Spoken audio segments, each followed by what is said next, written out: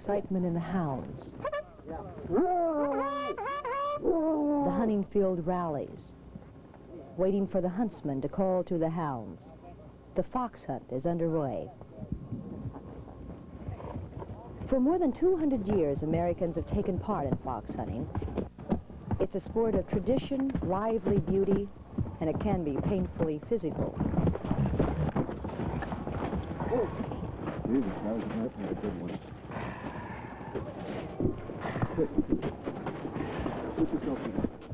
But it will take more than a couple of cracked ribs to keep the hunting field from the chase. 7.5 months out of the year, from August to mid-March, they hunt. In hot sun, pouring rain, or the winter's snow-cropped fields, their scarlet coats can be seen.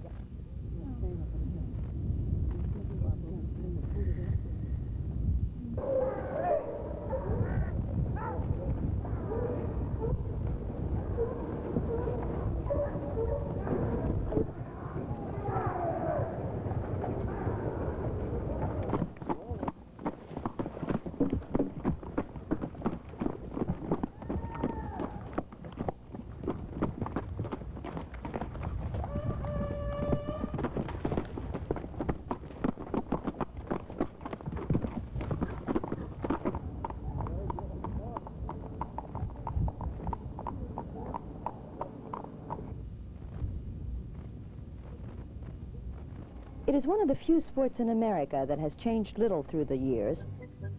From the 17th century, when English gentlemen introduced the sport into the South. Englishmen who brought their own hounds from England, but who quickly adapted the sport to the rolling hills of America. From the days of George Washington to the present,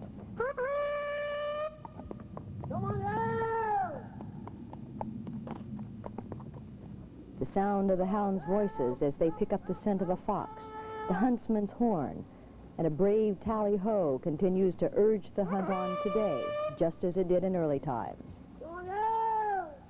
When you get out there, you don't think of anything else.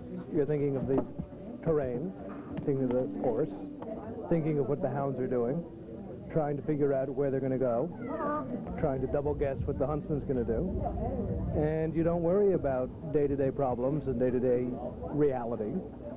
You suspend all of that for the hour, the 2 hours, the 3 hours you're out. It's a very chancy kind of sport.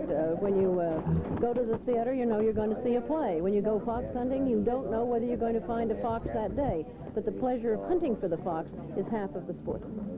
I mean, we all enjoy the chase. It really brings out a very basic thing for people to chase.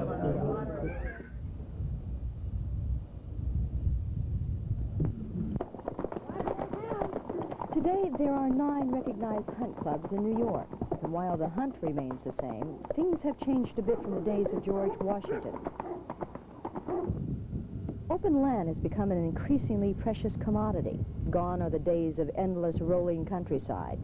Today's fox hunters must contend with fences and farms.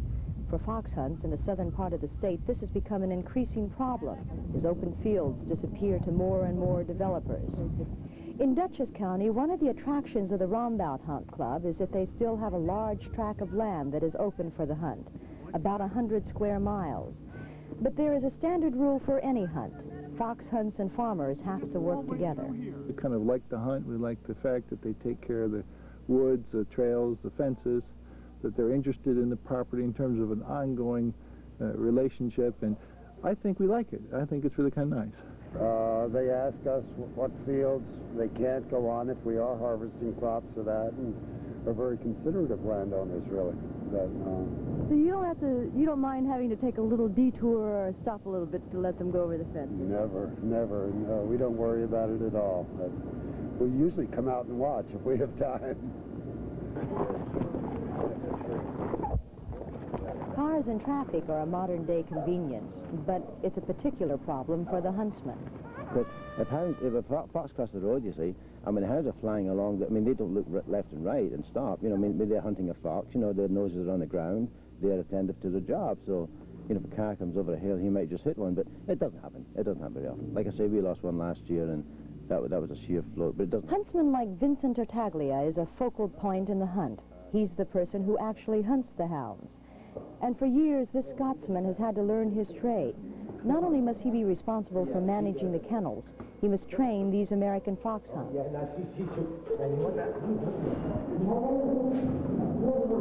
From the time they are young pups to the time they are entered or begin to hunt, they must learn to trust him and respond when he calls them in.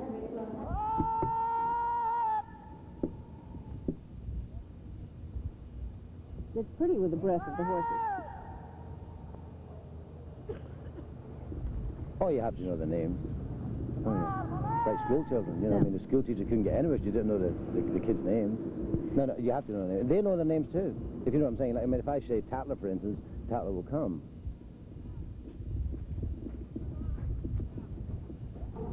Like, you know, you can't have a pack of wild dogs out there, you know, and just run loose, which they're not. They're a disciplined, well-mannered pack of foxhounds.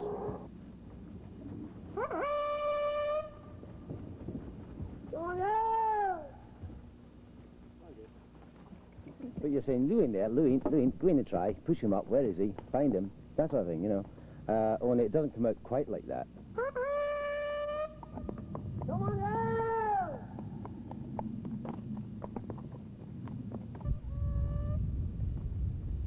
You know, and you have to use a tone to sort of carry. You know, I mean, your voice and your horn should carry about 3/4 of a mile across country. Because your hounds are, you know, I mean, half a mile, 3/4 of a mile away from you. And they have to hear you. Especially downwind. I mean, your voice and the horn will carry about, 3/4 of a mile to a mile downwind. For the hunters, the high point of the day is the chase, when a fox is sighted, and the field is often running at the sound of a tally-ho. Being outside, being out in the country, watching something which is an incredible tradition. You're not just doing something that you invented. There's something that goes back hundreds of years, and being tied into the same kind of sport, and then you go back home and you're charged up for another week.